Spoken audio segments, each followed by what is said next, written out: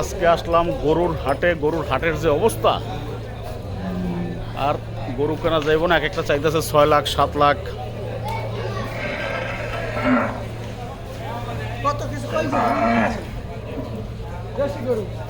এই যে 4 লাখ 4.5 লাখের গরু।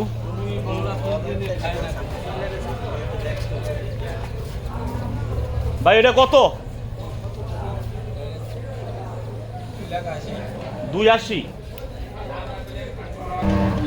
2,80,000 গরু।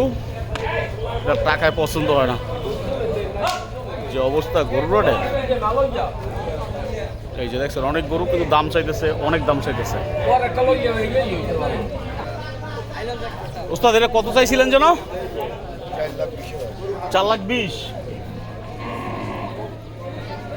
হচ্ছে 4,20,000। অনেক গরু উঠছে, কিন্তু দাম ছাড়তে আছে না। এই যে হ্যাঁ,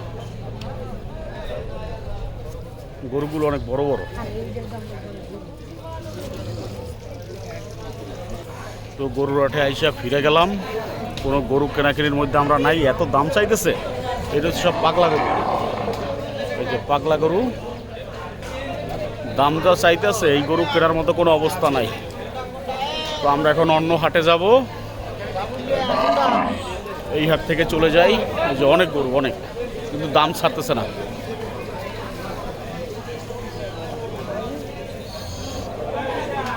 অনেক গরু উঠছে, কিন্তু গরুর দাম ছাড়ে না।